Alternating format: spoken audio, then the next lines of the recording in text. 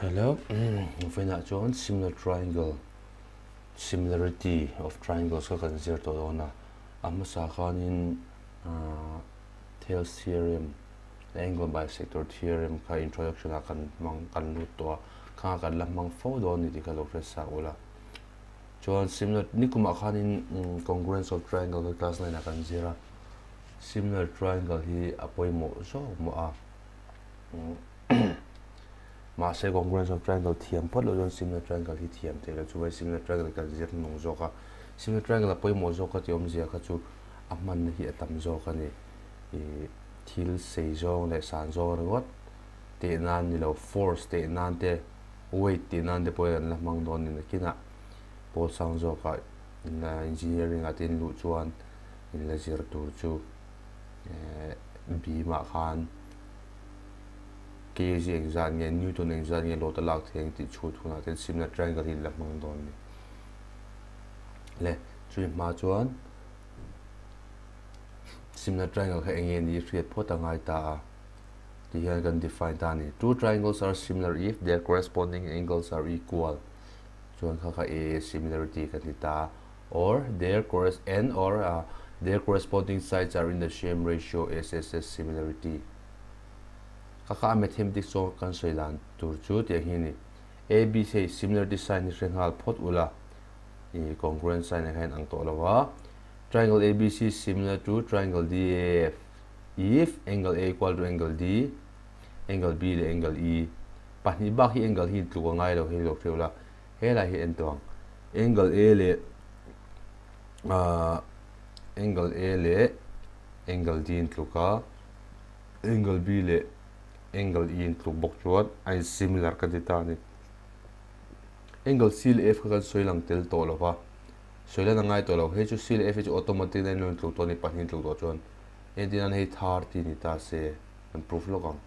he 70 lo ni ta se he 30 ni ve ya he 70 ni ve tina ni me ya 30 70 no 100 ni ta tro he la chu 80 ka ni me thil dang the to lo he lai po 80 bakat value dang nei the to chung lo chu wan he le he ka chu soi ngai lo an lo in tlu ve ngal ni automatic in chu wangin a kha to der a similarity kan tia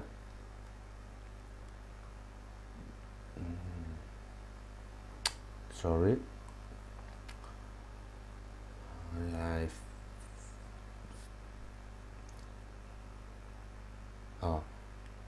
chuan adang le chu ai tluk le thei dan chu lai similar le thei dan chu AB by DE khan BC by EF le CA by FD khami kha a ratio height ang ta trap se ai similar kan ti bokani hetianga om chuan ama kan soidak A le D te B le E kha automatic na noi tluk ve ngal o amma se zo kha soile nun leila A le D le B le E in tluk khan he hi lo ve ngal bokani hemi te pan hi cause le effect ni kuma kan soida khama cause le effect kan ni ngal he cause ta se he effect ala lingzong he cause ta se he effect khalo ni ve ngal ni asai kha in chen ngai lo wa in chen ti kha kan soi le re lo asai kha in chen lo asai te ratio kha ain ang trap me ni kha ni soi and you not is this pen hela hi AB kha 10 centimeter ni ta se BC kha 8 centimeter ni ta se hela hi 6 ti tang 6 ta se hela hi 5 lo ni ve chung ta se hi 4 lo ta se hi 3 lo ta se khan se ti in la a ratio height ang ta trap me ni 10 by 5 10 by 5 khan inge tluk tru tro tluk kha 8 by 4 khan tru tho tluk 6 by 3 khan tru tho tluk ti khan ni an ratio height ang ta trap me ni kha and similar kantina chu ni le ta ni a lo sim ti a ratio in an khan similar chuan chu to lo mai la he angle de khalo tluk le ngal bokani chuan ni kuma kan ha congruence of triangle sa kan uluk vak lawa similarity of triangle kan uluk do chu class ma sa ka soi do kha i azia dan or dar ain dot dan hi apoi mo lutuk ta ni ta hen ABC similar to DF kai ta A B C similar to D khoi ta ti hian thil dang zong in ada themi lo endina F D ting ga ziak themi lo o hei hi dik mi lo ni hei hian omzia nei A B C similar to D khoi chuan A ka ziak ma saber ta D ka ziak ma sak leber chuan omzia chu A le D kha angle in tia ti na thiam tro chuan B le E kha in tia ta C le F kha in tia ama saber ve in tia nga apathina ve in tia lenga apathumna ve in tia leng a side cha po di kha lo lang ngal an soi lenga hei uluk tewa ento nakina a chaw tak tak khuna khan hei tangkai do na poimol duk hei hi te hi ziak lo mai la he mi zia dan tur hi ta tang hena ron lang ngal ani entianan A B ka ti chuan pakhan le pathina tro ta pakhan le pathina kalviang D E lo nia oh et ado le B C khalo dei la B C chuan pathina le pathumna nia pathina le pathumna E F thiam tro khatiang zel khan helai thil kan zia dan hian om zia nei ni chu uluk de ngai tuang congruence of triangle a khan kan uluk lem lo du khan kan ose mi ta kha pol uluk thor thoi nia maro chu khata kha cho la poilu tuk lo similarity of triangle ero cho helai kan zia sol vai chorin atla hi ti buai ta feka angle in tia te khai ang lo ta chu ma chona buai ta ni cho similarity pakhat lo om le SAS similarity kan tia side angle side ta hen side le side ki jo ai tluk don lo ko ti to kha side angle side ai chuan a side te pani ratio ka in tluk se chuan side le side in kar angle kha in tiat box se angle chu tia ngai angle proportional kan soi ngai lo omje chu AB by BC hian DE by EF tluk ta se chuan AB le BC anchor angle chu angle B tro angle B le D le EF in karami DE le EF in karami chu angle E nia angle E in tluk box se a triangle kha similar kan ti bok ta ni okay kimi mangkian thil pakhat a tak tak kan lu main ni kuma hanga soi zuat to a lui lian zong te da vadai kai tak tak lo te da similar triangle hi tangkai mi makhatia khan example kan pelok chonga he hi lui zau zong lo ni ta ni ta han tui luang ta he vào kam le lamania he ke mani lam vào kam lo ni ta se he lui zau zong te tur hian thì tùy vào cross me lo hian similar triangle mang hina te thini putia do chon hela hian engemo point of reference I thil lung emo thingkung emo engemo avaw kam chiam mi om kha I chin che sang kha point khalai point kha a ti phwa tai la mo chuan hela hian point dang ila lenga helai perpendicular thei do khan a perpendicular te da pokol ke da kan la ja do na b kan ti leng chuan helai ni phenga helai ve hian c hei te thei ta ni a le b hi kan te dur ber chu nia maro chu kan direct kan te thei te ni phenga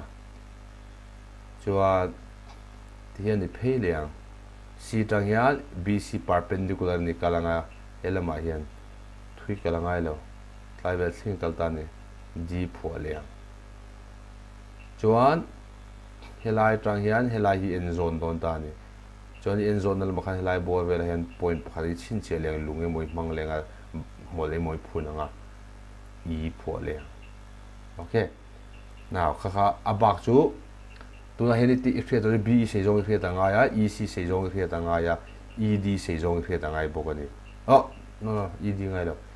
cd jo be ec le cd khre to chuan ab kha khre thei to ni ab kha lui jaw jong ta atak ta helai te dan chu soi dong khan helai 90 degree kan te dan tur chu ngoro helai 90 degree te kha angai che lo helai jo be le ab jo kha 90 degree te nga ya hi adole chapter kan jir adole exercise pythagoras theorem kan jir na kan nu puyang le chuan abak chu hela be te a hre thei da ec te a hre le a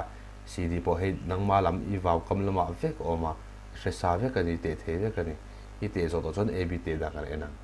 e le b kha chuan do kala paper net chok khani mo to I rin zom ta Johan, it's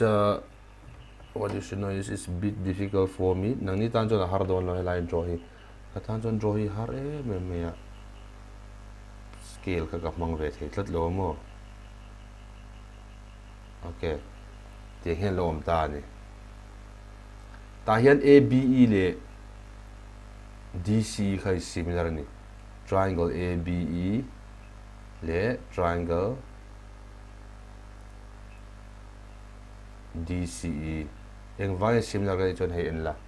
hei le hei vertical opposite angles an nia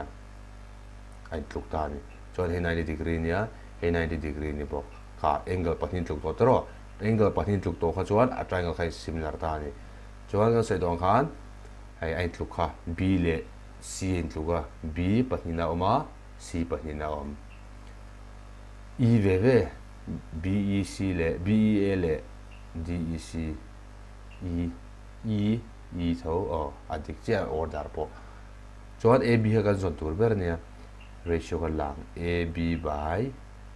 ta hian AE lang me lo tur AE se jong an thelo BE ka lang BE equals enge AB ang chu pakhana le pathina DC BE chu pathina le pathumna CE e kan zon tur AB tero AB chu BE kha right hand side a transpose la DC into BE by CE. Oh, DC chu kan soi tong khan hey DC chu helai thui zo khan ya I chut thei I te thei ka ti da I te ai fret he ju value free a BE te thei free a CE e poi free a te thei ve ti khan AB khalo chok ta mai ni lui lian tak chi a dai kai chi mai ni lo mo kilometer don a thui kilometer chan ve la thui khat yang te nan hey India rama po notice kan lui len brown pudra te dan khan he tiang similar triangle hin lo mang train ni a chan jo se dong khan va te tak chi khan ni lo mo measure te na tui kha ba dai kai pu chi ne re lo measure te phana dai don lo he similar triangle mang hian va te tak lo hang kan lo te thei ta ni okay le ta ka man na pakhat chu ka soi ngal ta ka soi dong khan pol sang zo ka chon thil sei zong le san zong ringot ni lo hian la mang na sa don lu tu ga ni force at the weight acceleration class 9 kan zer to vector so shrim a kha chon a man the ni mai le approve kha kan zir don lova kha chu hun kan nei chuan class pa ngai te kan lak thei hun kha chu kan ziranga tuna chona a man dan a cho da hi kan zir char don ni now practice number 1 observe the figure and then find angle P theta angle P a figure hi en wangila ratio la chinang on hela angle pahni pe at la angle pakha ma pelowa a side arrow chu a pathum khana pe ve ni le lam le lama ABC le PQR a hian chuan a side the ratio hi kan langa chuan angle in tu da kan zong mai don ni thil har sa om lo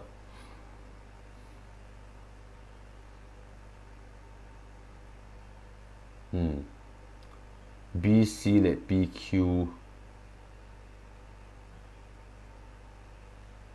BC by PQ hi la chin lo gang BC by PQ kher kala na chan ka chu he whole number ve ya decimal om lo ba irrational pom lo chu wan chu kala mai ni BC by PQ ju BC ju 6 ro 6 by 12 chu 1 by 2 ni mai ya tu to gang 1 by 2 the om le oh hey AC le AC by PR yang ati PR it kan lana chan PR kan lana chan chu irrational number ve ni wang AC ki 3√3 nia 6 by √3 chokte lia 3 by 6 1 by 2 tho chok le to bera AB by QR AB to 3.8 ania 7.6 so 38 by 76 1 by 2 ni phaim 2 1 is 2 2 18 2 9 is 18 2 2 is 2 3 is 6 19 2 is 18 tero 1 by 2 thau ti kha lai ang ta thlap me ni therefore tianga BC by PQ equals AC by PR equals AB by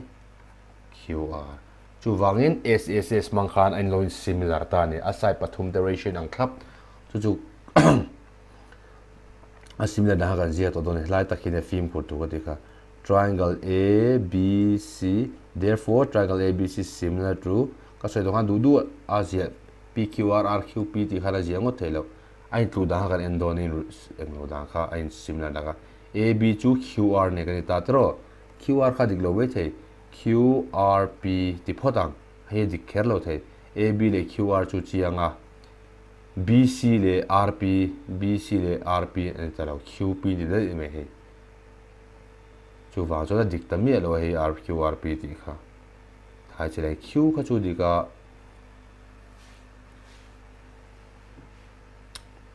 wait BC by PQ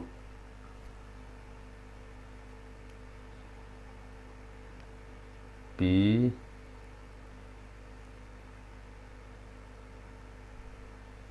wait Q om na zo khi dik lo nia ABC similar to ta AB le QR ta QR ka RQ ti zo khalo ni dei theya khalai khamo chulai ta chune QR ti khara dik si lova RQ ti zo teyang RQ ti zo dik QR le RQ ka chu geometry pai cho lên ta RQP thì ngang chiang này thì là dik ta em AB le RQ AB le RQ QR dik ka BC le QP BC le PQ QP dik thap chuan AC le PR AC le PR ta AC RP PR thì cho dik ta thap mai ni so I write SSS chuan angle kha ne zo ber angle P jong ro tia angle P chu nge tluk don angle P tluk tur chu C tro C ma C value ta na pelo question hian ma se C value chu thil har sa ni lova 60 18 do chuan a pan hi 60 le 80 tang kha 140 chua kha apum pu kha za somre ta ni nga ya henai chu 40 degree ti na ni me chu wangin C le P in tluk don he in tluk don therefore angle P is equal to 40 degree. Okay. Now, look at this problem done. In the figure, QR by QS equal to QT by PR and angle 1 equal to angle 2. Show that triangle PQS similar to triangle PQR. PQS to triangle te zo ka nia TQR to triangle yen zo ka ni mo ale ma tang yan ulu den la hey ti kan tumang QR by QS QR le QS ko khoi triangle nge QR QS an chopol no triangle le triangle te tro okay given khazia photang ale ma pek chuan ka soi tong khan Zia-do khangai lo given equation of the method QR by QS equals QT by PR. Chuan angle 1 equal to angle 2. To prove to triangle PQS similar to triangle TQR. Now we've got to prove. Here QR by QS triangle in a triangle test so pola QT by PR QT by hey le ma left hand side triangle yen ve gan dang QR by QS equals QT by PR given kha kha nge I imply here ka transpose on QR by QT ka dileng equals QS by PR boilo tro QR by QT chunge QR by QT I got angle 1 over dik da thlap mai QS by PR, QS by QS by PR. Angle khác gần là mang thể lâu tất. QS by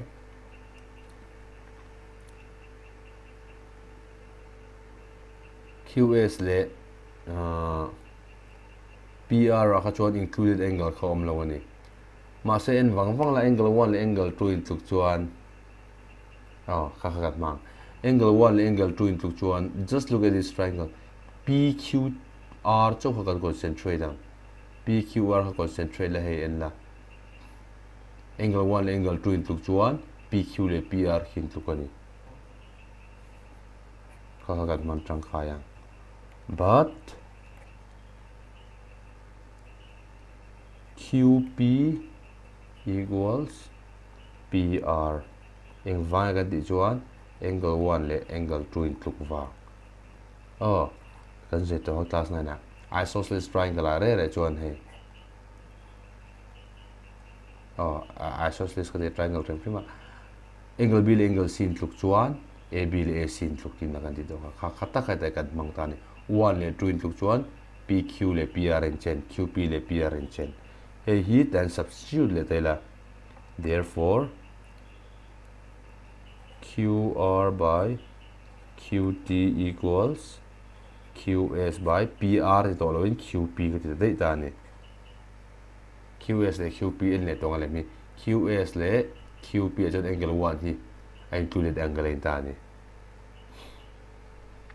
Therefore kan so ta hey le hin tluka corresponding angle sa in tluka corresponding sides in proportional ratio in tluka included angle ka in chen bok chuan.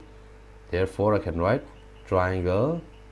PQS similar to triangle TQR. Thế cái direct pop-up in ultimate thế cái gì khác pop-up nó chân thì lại order về cái in vắc nó chân cái chỗ hết tại to prove file gì khác to cho anh khang tiền to khan a condition a fulfill bộ cái này QR by QT QS by QP le angle 1 angle 2 to bộ ka vang khan. Okay. Now moving on. In the figure ABC and AMP are two right triangles. Angle M and angle B are 90 degrees. Prove that triangle ABC is similar to triangle AMP. This one is easier than the previous one. Given right triangles, right triangles AB, C and AMP, in which 90 degree khajak lang angle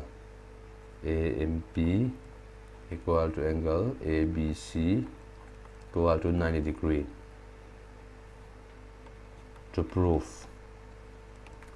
triangle ABC similar to triangle AMP and number 1 number 2 CA by PA equals BC by MP.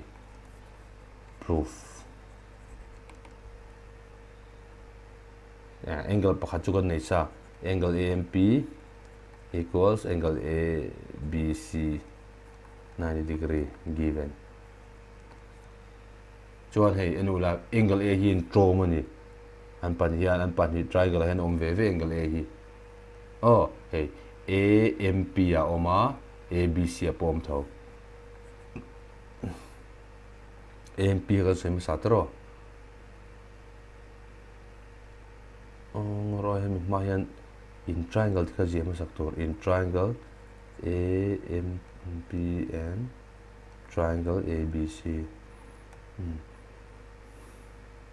Angle AMP tan chuan angle ming chu angle A equal to angle A pokati te thoa ma se triangle ming ka stila na ngai. MAP equals angle BAC. Ang vange common anin trom tat tikhan angle pathin tie to khachon azo deramo. Therefore triangle A M B similar to triangle A chu hay A chu A nia A thôi gì càng M chu B bắt đầu C to mấy cái đó thì suy tăng ngay cho là A cho nên phụ lại tôi CA by PA CA PA thế à equal to BC by MP MP le PA khá lang tất rằng hiện therefore tất rằng kan lang PA by MP đây là equals to PA tu pui chu chong PA chu amma saber le tober le ma saber nia ta chuan tober le ma saber chu CA lo nia CA by MP chu pathin le pathum na BC cross le đây là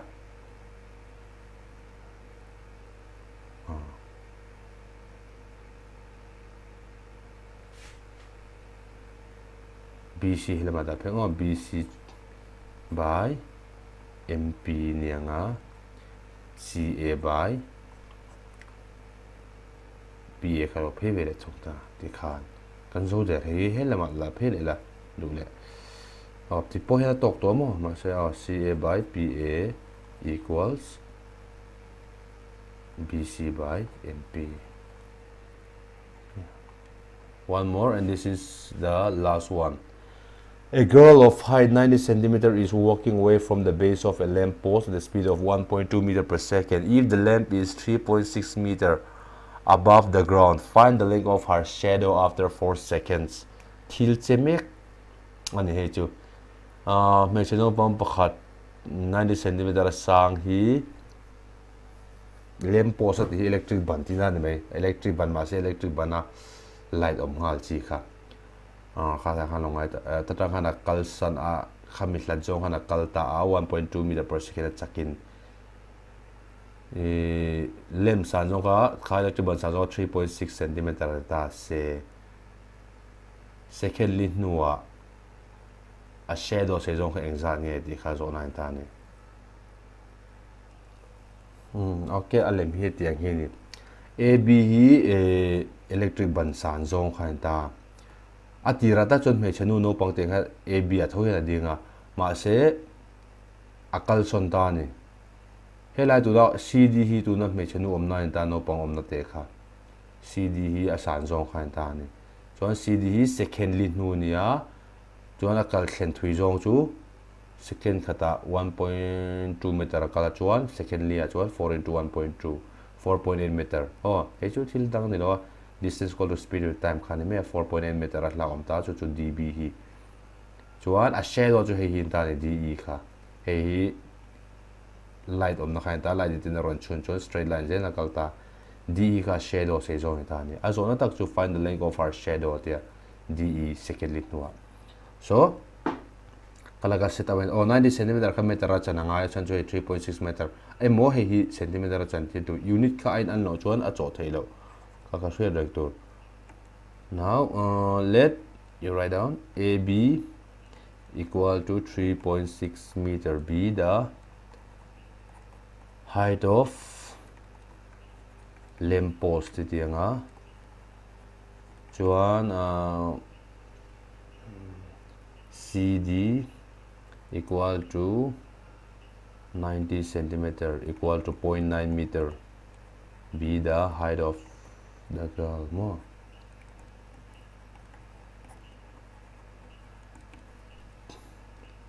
and DB equal to 4 into 1.2 equal to 4.8 meter be the distance of the girl after 4 seconds second lin huwa hla join ta ne chokan son ber to chu a shadow DE khain ta hiar ka shele to chu he triangle DEC le BEA kha ein similar le ni achan chu he 90 degree ve ven ni le a ban le ding kha 90 degree ding chon angle e kha common le boka chon similar le there ni o kha ba se ka ziak tho thuang in triangle DEC and triangle ABE, whatever, angle E, angle DEC equals angle BEA, common Chuan angle CDE equals angle ABE 90 degree each. Therefore, triangle DEC similar to triangle D D le B D le B B E E tho B E A to metro A ta trang hian en local CM don hemi equation kan CM nga DE ka zon tur berani ka dito kha ha low rewind lo la low copy ro la assumption ko CM kha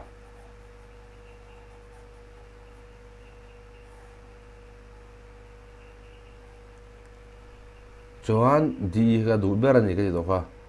therefore DE by ini kan lakang CD lang DC kan saya buka value equals hello masian BE ka lang mai ngai ta ni DE ang thuk chu BE ni mai BE by DC ang chu nge DC chu BA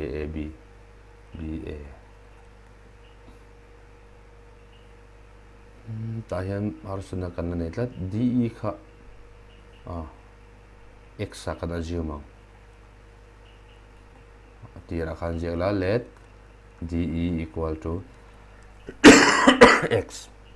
chuan X ka tianga DC khe nge 0.9 ania BE kha BE ka nei talo BE chu X le X helai bel khop X le 4.8 X plus 4.8 alo nia BA ka 3.6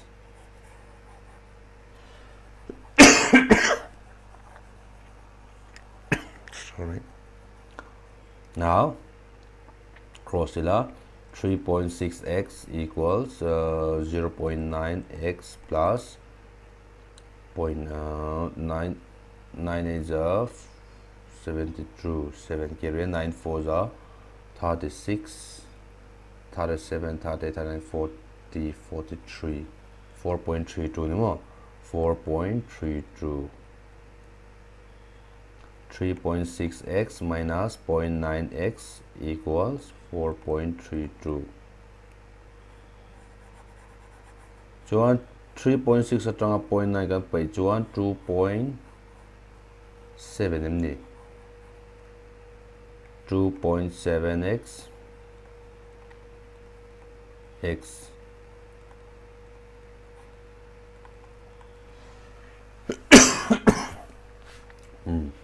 hi kan chok te lenga heta 4.32432 27270 930 za 9 4 za 36 72 9 8 za 72 3 10 za 3 1 is 3 3 6 za 18 10 16 by 10 to 1.6 more equal to 1.6 meter. Okay, all right, that's enough for the day.